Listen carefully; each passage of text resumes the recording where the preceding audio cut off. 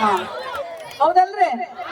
ಹಾ ಅದಕ್ಕೆ ನೋಡ್ರಿ, ನಾನು ಮುಖ್ಯಮಂತ್ರಿಗಳ ಹತ್ರ ನಾನು ಇಲ್ಲಿಂದ ಹೋದ್ಮೇಲೆ ಮಾತಾಡ್ತೀನಿ. ನಾನು ಆವಾಗ ನನ್ನ ಬೆಳಗಾಂ ಡಿವಿಷನ್ ಸಂಚಾರಿ ಕುರಿಗಾಯಿಗಳನ್ನ ದಾವಣಗೆರೆಯಲ್ಲಿ 15 ದಿವಸಕ್ಕೆ ಮುಂಚೆ ಭೇಟಿಯಾಗಿದ್ದೆ. ನಿಮ್ಮಂಗೆ ಆ ಕಡೆ ಭಾಗದವರೆಲ್ಲ ಬಂದಿದ್ರು. ಈಗ ಇದು ಕಲಬುರಗಿ ಡಿವಿಷನ್ ರೀ. ಈಗೆಲ್ಲ ಬಿಜಾಪುರದ ಈ ಭಾಗದ ಎಲ್ಲಾ ಸಂಚಾರಿ ಕುರಿಗಾಯಿಗಳನ್ನ ನಾನು ಭೇಟಿ ಆಗ್ತಿದ್ದೀನಿ.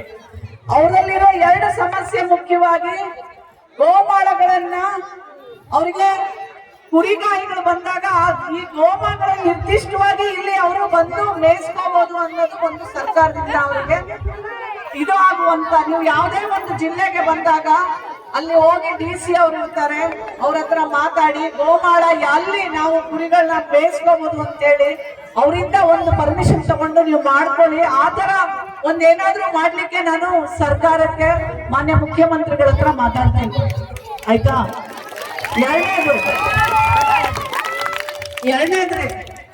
ಎರಡನೇದು ನಿಮಗೆ ಯಾರೇ ನೋಡ್ರಿ, ಈಗ ನೀವು ಈ ಕಡೆ ಬಿಜಾಪುರಕ್ಕೆ ಬಂದಿರಲ್ರಿ, ನಿಮ್ಮೇಲೆ ಯಾರೇ ದೌರ್ಜನ್ಯ ಮಾಡಿದ್ರೆ, ಎಸ್ಪೆಷಲಿ ನಮ್ಮ ಕುರಿ ಮೇಯಿಸುವಂತ ಅಣ್ಣದೀರ್ ಇರ್ಬೋದು, ತಮ್ಮದೀರ್ ಇರ್ಬೋದು, ತಾಯಂದಿರ್ ಇರ್ಬೋದು, ಅಕ್ಕ ತಂಗಿಯರ್ ಇರ್ಬೋದು, ನಿಮ್ಮೇಲೆ ಯಾವುದೇ ದೌರ್ಜನ್ಯ ಆದ್ರೆ ಪೊಲೀಸ್ ಇಲಾಖೆ ನಿಮಗ್ ಸಂಪೂರ್ಣವಾಗಿ ಸಪೋರ್ಟ್ ಮಾಡ್ಬೇಕ್ರಿ, ಆಯ್ತ್ರಿ? ನೀವು ಸಂಚಾರಿ, ಈಗ ನೀವು ಹೊಡ್ಕೊಂಡು ಎಲ್ಲಿ ಹೋಗ್ತೀರಿ? ಯಾವ್ಯಾವ ಜಿಲ್ಲೆಗೆ ಹೋಗ್ತೀರಿ?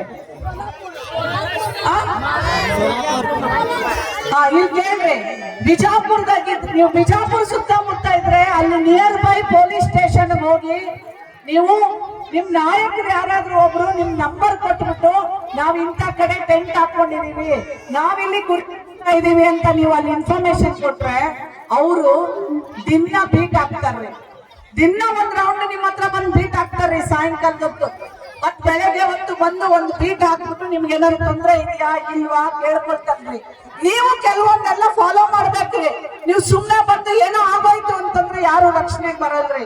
ನೀವು ಕುರಿಗಳನ್ನ ಹೊಡ್ಕೊಂಡು ಹೋಗಿರ್ತೀರಾ, ಅಲ್ಲಿ ಹತ್ರದ ಪೊಲೀಸ್ ಸ್ಟೇಷನ್ಗೆ ಹೋಗಿ ನಾವ್ ಈ ತರ ಕುರಿಗಾಯಿಗಳು ಇಲ್ಲಿ ಇಷ್ಟು ದಿವಸ ನಾವು ಟೆಂಟ್ ಹಾಕ್ತಿವಿ, ನಮ್ಗೆ ರಕ್ಷಣೆ ಬೇಕು ಅಂದ್ರೆ ಅಲ್ಲಿ ನೀವು ಬರ್ಸ್ಬಿಟ್ಟು ಬಂದ್ರೆ ಒಬ್ರು ಫೋನ್ ನಂಬರ್, ನೀವು ಗಂಡು ಮಕ್ಳು ಇರ್ತೀರಲ್ರಿ, ಅವರು ಒಬ್ರು ಯಾರ್ಯಾರು ನಿಮ್ ಲೀಡರ್ ಅಂತ ಒಬ್ರು ಇರ್ತಾರೆ, ಒಬ್ರು ನಾಯಕರು ಇರ್ತಾರೆ, ನೀವು ಅವರಲ್ಲಿ ನಂಬರ್ ಬರ್ಸ್ಬಿಟ್ಟು ಬಂದ್ರೆ ಅವ್ರು ದಿನ ಒಂದೊಂದು ಬೀಟ್ ಮಾಡ್ತಾರ್ರಿ.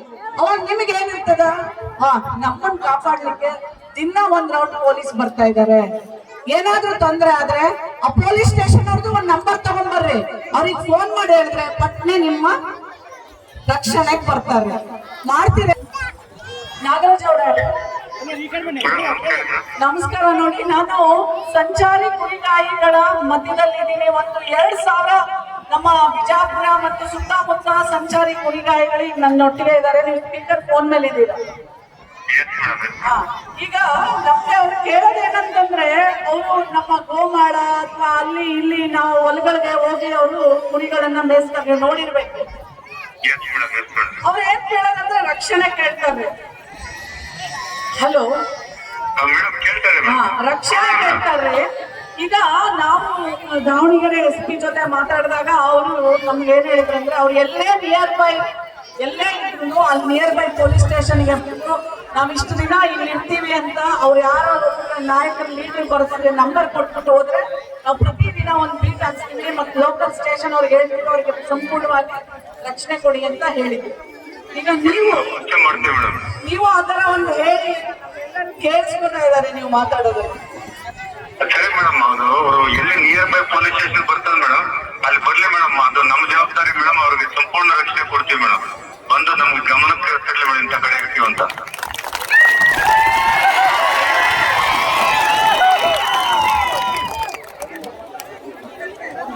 ಅದು ಒಂದು SP ಅವರಿಂದ ಒಂದು ಆಕ್ಚುಲಿ ಯಾಕಂತಂದ್ರೆ ಒಂದು ಎಲ್ಲ ನಮ್ದು ಎಷ್ಟು ಸ್ಟೇಷನ್ ಬರ್ತಾವ್ರಿ ಬಿಜಾಪುರ? 28 ಪೊಲೀಸ್ ಸ್ಟೇಷನ್ ಬರ್ತಾವ ಮೇಡಮ್. 28 ಪೊಲೀಸ್ ಸ್ಟೇಷನ್ ನೀವು ಎಲ್ಲರಿಗೂ ಲಿಖಿತ ರೂಪದಲ್ಲಿ ಒಂದು ಇನ್ಫಾರ್ಮೇಶನ್ ಕಳಿಸ್ಬಿಡಿ, ಅದು ಬೆಸ್ಟ್ ಆಗ್ತದೆ. ಯಾಕಂತಂದ್ರೆ ಪ್ರತಿ ಸಲ ನಾವು ಕಾಲ್ ಮಾಡಕ್ ಆಗುದಿಲ್ಲ, ಹೇಳಕ್ ಆಗಲ್ಲ. ನೀವು ಅಲ್ಲಿಂದ ಈ ತರ ಸಂಚಾರಿ ಕುರಿಗಾಯಿಗಳು ಬಂದಾಗ ಅವ್ರಿಗೆ ಸಂಪೂರ್ಣವಾದಂತ ರಕ್ಷಣೆ ಕೊಟ್ಟು ಅವ್ರಿಗೆ ಒಂದು ಆತ್ಮ ಕಾನ್ಫಿಡೆನ್ಸ್ ಅದನ್ನ ಕೊಡುವಂತ, ಮತ್ತೆ ಅವ್ರು ಬಂದಲ್ಲಿ ನಾವ್ ಇಂಥ ಕಡೆ ಇದೀವಿ ಅಂತಂದ್ರೆ ಬೀಟ್ ಪೊಲೀಸ್ ಹಾಕ್ಬೇಕು ಒಂದ್ ದಿನಕ್ಕೆ ಒಂದ್ಸಲ. ಶೋರ್ ಮೇಡಮ್, ಶೋರ್ ಮಾಡ್ತೀನಿ. ಸರಿನಾ?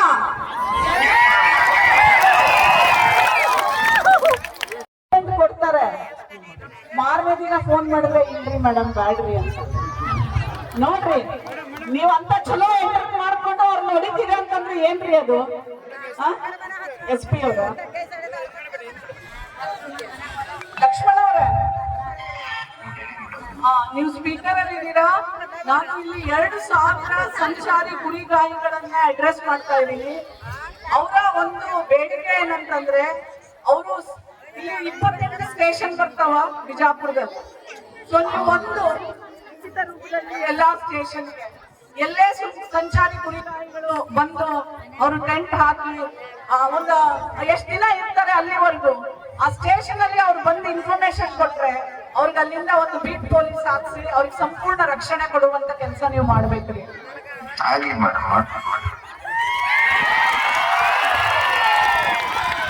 ಅವ್ರಿಗೆಲ್ಲ ನಾನು ಹೇಳಿದ್ದೀನಿ, ಲಕ್ಷ್ಮಣ್ಣನವರು ಪೊಲೀಸ್ ಅಲ್ರಿ, ಅವರೆಲ್ಲರೂ ನಮ್ಮನ್ನ ಕಾಪಾಡುವಂತ ತಂದೆ ತಾಯಿ ಸ್ಥಾನದಲ್ಲಿ ಇರ್ತಾರ್ರಿ. ನಾವು ಯಾರಿಗೂ ಭಯ ಬೀಳಬಾರ್ದು. ನಮಗೆ ರಕ್ಷಣೆ ಎಲ್ಲೇ ಏನೇ ತೊಂದರೆ ಆದ್ರೂ ಸೀದಾ SP ಆಫೀಸ್ ಹೋಗಿ ನೀವು ಮಾತಾಡ್ಬೇಕು ಅಂತ. ಸರಿನಾ ಲಕ್ಷ್ಮಣ್ ಅವರೇ? ಯಾವಕ್ಕೂ ಹಾಸ್ಟೆಲ್ ನಲ್ಲಿ ಅವಕಾಶ ಸಿಕ್ಕಿಲ್ಲ. ಇವರು ಟ್ರೈ ಮಾಡಿದ್ದಾರೆ, ಆದ್ರೆ ಇವತ್ತು ಶಾಲೆಗಳು ಕಡಿಮೆ ಇರೋದ್ರಿಂದ ಇಂಥ ಮಕ್ಕಳಿಗೆ ಅವಕಾಶ ಸಿಗ್ತಾ ಇಲ್ಲ. ಆಕ್ಚುಲಿ ಇವ್ರಿಗೆ 10% ರಿಸರ್ವೇಶನ್ ಇದೆ. ಅಂದ್ರೆ ಇವರೇ ಅಂತಲ್ರಿ, ಎಲ್ಲ ಅಲೆಮಾರಿ ಸಮುದಾಯದಾಗ ಇವರು ಬರ್ತಾರ್ರಿ. ಅಂದ್ರೆ 5 ಬರ್ತಾವಂತೆ ಸೀಟ್ 50ನಾಗ, 5ರೊಳಗೆ ಇವರೆಲ್ಲ ಹಂಚ್ಕೋಬೇಕ್ರಿ. ಹಂಗಾಗಿ ಇವ್ರಿಗೆ ಅವಕಾಶನೂ ಇಲ್ರಿ. ಇವರು ಬೇರೆ ಗೌರ್ಮೆಂಟ್ ಶಾಲೆಯಲ್ಲಿ ಓದ್ತಾ ಇದ್ರೆ ಅವ್ರಿಗೆ ಅಲ್ಲಿನೂ ಸಹ ಪ್ರತಿ ವರ್ಷಕ್ಕೆ ಇಷ್ಟು ದುಡ್ಡು ಅಂತ ಹಾಕ್ತಾರೆ. ಏನಕ್ಕಂದ್ರೆ ಮಕ್ಕಳನ್ನ ಓದಿಸ್ಲಿ, ಎಲ್ಲೋ ಕರ್ಕೊಂಡು ಹೋಗೋದು ಬೇಡ, ತಿಂಗಳಿಗೆ 200 ರೂಪಾಯಿ ಕೊಟ್ರೆ ಅವ್ರಿಗೆ ಏನಕ್ಕೂ ಸಹಾಯ ಆಗತ್ತೆ ಅಂತ ಹೇಳಿ 1ರಿಂದ 7ನೇ ಕ್ಲಾಸ್ವರೆಗೂ ಪ್ರತಿ ತಿಂಗಳ 700 ರೂಪಾಯಿ ಹಾಕ್ತಾರ್ರಿ. ಅಲ್ಲ ಸಾರಿ 200 ರೂಪಾಯಿ ರೀ. 10 ತಿಂಗಳಿಗೆ ಹಾಕ್ತಾರ್ರಿ, ಅದು 2,000. 8ರಿಂದ 10ಕ್ಕೆ 4,000 ಹಾಕ್ತಾರ್ರಿ.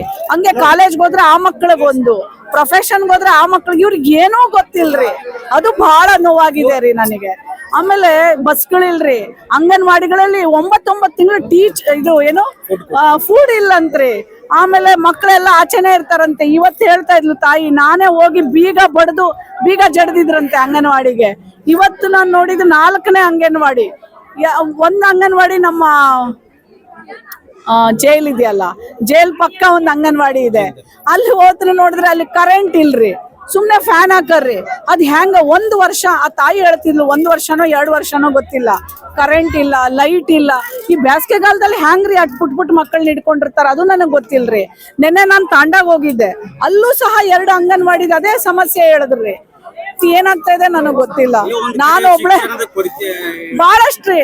ಎಲ್ಲೋ ಒಂದ್ ಕಡೆ ಸರ್ಕಾರದಲ್ಲಿ ಕೆಲಸ ಮಾಡುವಂತವ್ರು ಸಹ ಜವಾಬ್ದಾರಿಯಿಂದ ಆ ಮಟ್ಟಕ್ಕೆ ಹೋಗಿ ಆ ಜನರಿಗೆ ಸಹಾಯವನ್ನ, ಅದು ಸಹಾಯ ಅಲ್ಲ, ಅವ್ರ ಕೆಲಸ ಏನಿದೆ ಅದನ್ನ ಎಲ್ಲೋ ಒಂದ್ ಕಡೆ ತಲುಪಿಸ್ತಾ ಇಲ್ಲ, ಮಾಡ್ತಾ ಇಲ್ಲ ಅನ್ನೋದು ಕಾಣತ್ರಿ. ಇಲ್ಲಿ ಎಲ್ರು ಕೆಟ್ಟವ್ರು ಅಂತ ಹೇಳಲ್ರಿ, ಮಾಡೋರು ಇದಾರ್ರಿ, ಬಟ್ ಮಾಡದೇ ಇರೋರು ಇಲ್ಲಿ ಎದ್ದು ಕಾಣತ್ತಲ್ರಿ. ಸೊ ಹಾಗಾಗಿ ನಾನು ನಾಳೆ DC ಆಫೀಸ್ನಲ್ಲಿ ರಿವ್ಯೂನಲ್ಲಿ ತಗೊಳ್ತೀನಿ. ಎಸ್ಪೆಷಲಿ ಮೇನ್ ಕುಡಿಯೋ ನೀರು ಮತ್ತೆ ಶೌಚಾಲಯಗಳಿಲ್ವಂತೆ, ಎಲ್ಲ ಬಯಲ್ದೆಸೆ. ಅಲ್ಲೆಲ್ಲ ಹೆಣ್ಮಕ್ಳು ಹೇಳ್ತಿದ್ರು, ಮೇಡಮ್ ನಮಗೆ ಶೌಚಾಲಯಗಳಿಲ್ಲ ಅಂತ ಹೇಳಿ. ಬಹಳ ನೋವಾಗಿದೆ ರೀ ನನಗೆ. ನಾಳೆ ಎಲ್ಲ ಅಧಿಕಾರಿಗಳನ್ನೆಲ್ಲ ಕರೆಸಿದೀನ್ರಿ, ನೋಡೋಣ ಎಷ್ಟಾಗುತ್ತೆ ಅಷ್ಟು ಮಾಡಿಸುವಂತ ಪ್ರಯತ್ನ ನಾನು ಮಾಡ್ತೀನಿ, ಮತ್ತೆ ಸರ್ಕಾರದ ಗಮನಕ್ಕೆ ತಗೊಂಡ್ಬರ್ತೀನಿ. ಮತ್ತೆ ಬೇರೆದಾಗ ಸರ್ವೆ ನಂಬರ್ದಾಗ ಬೇರೆದಾಗ ಹಾಕಲ್ರಿ ಅವ್ರು, ಅದು ಸರ್ವೆ ನಂಬರ್ ಬಿಟ್ಟು ಅವ್ರು ಬೇರೆ ಕಡೆ ಮಾಡಲ್ಲ. ಅದು ನಮ್ಗೆ ತಕರಾರು ಇಲ್ರಿ. ಈಗ ಏನೈತಿ, ಇದು ನಮ್ ದೊಡ್ಡ ಸಮಾಜ ಐತಿ, ನಮ್ ಕುರುಗಳು ಇರುದು, ನಮ್ಗೆ ಜಾಗ ಹೆಂಗ ಸಮಸ್ಯೆ ನಾವು ಸೋಲಾರ್ ಪೈಪ್ ಬಾಂದ್ ಆಗ್ಬೇಕ್ರಿ.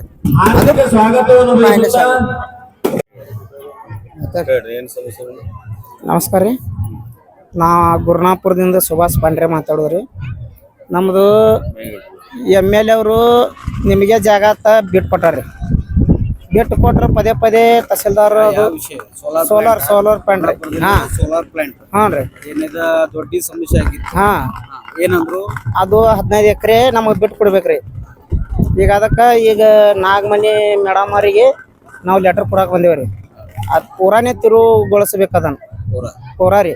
ಬೇರೆ ಕಡೆ ಎಲ್ರಿ ಹಾಕೊಳ್ರಿ 390 ಎಕರೆ ಐತಿ ಅಲ್ಲೇ ದೊಡ್ಡ ಬಲ್ಲಿ ಮಾಡ್ಬೇಕತ್ತ ಏನು ಇಲ್ರಿ ನಮ್ದು 600 ಕುಟುಂಬಗಳು ಅದಾವ್ರಿ ಒಟ್ಟರಿಗೆ ಅಲ್ಲಿ ಶೆಡ್ ಅದು ಕಿತ್ತಿಸಿ ಮತ್ತು ಕುರಿಗಳಿಗೆ ಕುಂದ್ರಲಾಗ ಜಾಗ ಇರ್ಲಾರ್ದಗತ್ಲೆ ಮಾಡ್ಯಾರ ಈ ವರ್ಷಾನ್ಗಟ್ಲೆ 6 ತಿಂಗಳ ಆ ಕಡೆ ಕುರಿ ಕಾಲಕ್ಕೆ ಹೋಗ್ತಾರೆ ನಮ್ಮ ಕುರ್ಗಾರ್ರಿ ಈ ಮಳೆಗಾಲದಾಗ್ರಿ ಒಂದು 6 ತಿಂಗಳ ದೊಡ್ಡಾಗ ಹಾಕೊಳಕ ಜಾಗ ಕೊಡ್ರಿ ಅಂತ ನಾವು ಬೇಡ್ಕೊಳಕತ್ತೀವ್ರಿ ಸಂಬಂಧಪಟ್ಟಂಗ ನಮ್ಮ ಕ್ಷೇತ್ರ ಏನೈತಿ MLA ಎಮ್ ಎಲ್ ಎ ಅವ್ರು ಲೆಟರ್ ಕೊಟ್ಟಾರಿ ಸರ್ ಅಲ್ಲೇ ನಿಮ್ಗೆ ಅದು ಜಾಗ ಇರ್ಲಿ ಅಂದಾರ್ರಿ ಮತ್ತು MP ಸಾಹೇಬ್ರು ಕೊಟ್ಟಾರ ಮತ್ತು ಕಂಬ ಹಾಕ್ಲಾಕ KB ಅವ್ರಿಗೆ ಕೊಟ್ಟಿದ್ರು ಸರ್ ಕೊಟ್ಟರು ಕೂಡ ಇವರು ತಹಸೀಲ್ದಾರ್ ಕೆಲಸ ಮಾಡ್ತಾ ಇಲ್ರಿ ಹಾಂ ರೀ ಮತ್ತು ಸಿದ್ದರಾಮಯ್ಯನ ಸರ್ಕಾರ ಇದ್ದಾಗ ಅಲ್ಲೇ ಸಿದ್ದರಾಮಯ್ಯ ಸರ್ಕಾರ ಇದ್ದಾಗ ಇವ್ರು ಸನ್ಯಾಕೂ ಬರಲ್ರಿ ಸಿದ್ದರಾಮಯ್ಯನ ಸರ್ಕಾರ ಹೋಗಿ DK ಶಿವಕುಮಾರ್ ಸರ್ಕಾರ ಬಂದಾಗ ಈಗ ಮತ್ತು ಸನ್ಯಾಗಿ ತಹಸೀಲ್ದಾರ್ ಸಾಹೇಬರು ಕಿತ್ರಿ ಅಲ್ಲಕತ್ತಾರ ನೀವು ಆ ಸೋಲಾರ್ ಪ್ಲಾಂಟ್ ಅಲ್ಲಿ ಬೇಡ ಬೇರೆ ಕಡೆ ನೀವು ಮಾಡ್ರಿ ನಮ್ ಜಾಗ ನಮಗ್ ಬಿಟ್ಕೊಡ್ರಿ ಬಿಟ್ಕೊಡ್ರಿ ಅಂತ ಹೇಳ್ತಾರ ಹಾ ಅದ್ರದ್ದು 1 ವರ್ಷ ಐತ್ರಿ ನಾವು ಕನಕದಾಸ ನಗರ ಅಂತ ಹೆಸರು ಇಟ್ಕೊಂಡೇವ್ರಿ ಕನಕದಾಸ ಮೊನ್ನೆ ಒಂದು ಸಂಗುಡ್ರಂದು ಫಂಕ್ಷನ್ ಅಲ್ಲೇ ಇಟ್ಕೊಂಡೇವ್ರಿ ಒಂದು 10,000 ಜನ ಕೂಡ್ಸ್ಬೇಕಂತ ಹೇಳಿ ನಾವು ಪೈಲ ಹಿಡ್ಕೊಂಡ ಕಾಂಗ್ರೆಸ್ ಪಕ್ಷದೊಳಗೆ ದುಡ್ಕೊತ ಬಂದವ್ರಿ ನಾವು ಬಹಳ ದಿವಸ ಆಯ್ತು ನಮ್ಮ ಹಿರಿಯರು ಹಿಡ್ಕೊಂಡು ಅದ್ರಾಗ ಬಂದವ್ರು ನಮ್ಮ ಸಿದ್ದರಾಮಯ್ಯ ಸಾಹೇಬರು ಸೇಮ್ ಆಗ್ತಾರ ಅನಾನ ಎಲ್ಲ ದೊಡ್ಡ ತಿರುಗಾಡಿ ಒಟ್ಟ ಕಾಂಗ್ರೆಸ್ ಓಟ್ ಹಾಕ್ರಿ ಅಂತ ಕೈ ಮುಗಿದು ಹೇಳಿದ್ರು ಈಗ ಸಿದ್ದರಾಮಯ್ಯ ಸರ್ಕಾರ ಇದ್ದಾಗ ಅವರು ಸರಿಯಾಗಿ ಬಂದಿಲ್ರಿ ಮೊನ್ನೆ ಲೆಟರ್ ಕೊಟ್ಟು ಬಂದಿಂದ ಹಿಡ್ಕೊಂಡು ಮತ್ತು ಮೊನ್ನೆ ನಾವು ಅಲ್ಲಿ ಫಂಕ್ಷನ್ ಏನು ಮಾಡ್ಲಾಕ ಹೊಂಟೇವಲ್ರಿ ತಹಸೀಲ್ದಾರ್ ಸಾಹೇಬ್ರು ಅಲ್ಲಿ ಮಾಡಬೇಡ್ರಿ ಅಲ್ಲಿ ಮಾಡಿದ್ರೆ ನಿಮ್ಗೆ ನೋಡ್ರಿ ಮತ್ತು ಜೈಲಿಗೆ ಕಳಿಸ್ತೀನಿ ಅಂತಂದ್ರೆ ಅಷ್ಟು ಯಾರು ಹೆಸರು ಇರ್ತಾವ್ರಿ ಈಗ ಅಲ್ಲಿ ಏನು ಕಬ್ಜಾ ಏನದ ಎಕರೆ ಅದ ಎಷ್ಟು ಎಕರೆ 16 ಎಕರೆ 16 ಎಕರೆ ಸೋಲಾರ್ ಪ್ಲಾಂಟ್ ಸ್ಯಾಂಕ್ಷನ್ ಆಗಿದ್ದು 25 ಎಕರೆ ರೀ ಅದ್ರಾಗ ನಮ್ಮ ದೊಡ್ಡ ಸನ್ಯಾಕ ಐತ್ರಿ ಅದು ಹುಡುಗರಿ ಎಪ್ಪೆಟ್ ಅದ ರೀ ಕಾವ ಮತ್ತು ಗರ್ಭಿಣಿದ್ದ ಹೆಣ್ಮಕ್ಳಿಗೆ ಎಪ್ಪೆಟ್ ಐತ್ರಿ ಅದು ಅಲ್ಲಿ ಒಟ್ಟು ಸೋಲಾರ್ ಬೇಡ್ರಿ ಅದು 15 ಎಕರೆ ಏನ ಅದ್ರಾಗ ನಮ್ಗೆ 15 ಎಕರೆ ಬಿಟ್ಟು ಕೊಡ್ರಿ 15 ಎಕರೆ ನಮ್ಗೆ ಕೊಡ್ಬೇಕು ನಮ್ಮ ಕುರಗಾರಿಗೆ ಕೊಟ್ರ ಒಟ್ಟೆ ನಿಮ್ಗ ಸೋಲಾರ್ ಪ್ಲಾಂಟ್ ಅಲ್ಲಿ ಆಗ್ಬಾರ್ದು MLA ಅವ್ರು ಏನ್ ಹೇಳ್ತಾರ MLA ಅವರು ನಿಮಗೆ ಅತ್ತ ಹೇಳ್ಯಾರ್ರಿ ಮೊನ್ನೆ ಕನಕ ಆಶ್ವಾಸನೆ ಕೊಟ್ಟು ಲೆಟರ್ನು ಕೊಟ್ಟಾರ್ರಿ ಮೊನ್ನೆ ನಾವು ಸಂಗ್ರಾಮ ಜಯಂತಿ ಕರ್ಸಿದೀವಿ ಅತಿ ಶೀಘ್ರ ಒಳಗನ ಅದನ್ನ ಬಗೆಹರಿಸ್ತೀನಿ ಅಂತ ಹೇಳ್ಯಾರ ಮುಂದೆ ಏನು ಇದೇನೈತಿ ಇಲ್ಲ ಸರ್ಕಾರ ಇದೇ ರೀತಿ ಮುಂದುವರಿತಾ ನಿಮ್ಗೆ ಏನೈತಿ ತಲಾಟಿಯವ್ರ ಆಗಿರ್ಬೋದು ತಹಸೀಲ್ದಾರ್ ಆಗಿರ್ಬೋದು ನಿಮ್ಗೆ ಏನ್ ನಾವು DC ಆಫೀಸ್ ಮುಂದೆ ಧರಣಿ ಕುಂದ್ರದೈತ್ರಿ ಅಲ್ಲಿ ಕೇಳಿಲ್ಲ ಅಂದ್ರೆ MB ಪಾಟೀಲ್ ಮನಿ ಮುಂದೆ ಹೋಗಿ ಹಂಗೆ ತೆಗೆದು ಕುಂದ್ರವ್ರ ಅದೇವು ಸುಭಾಷ್ ಬಿವಪ್ಪ ಪಾಂಡ್ರಿ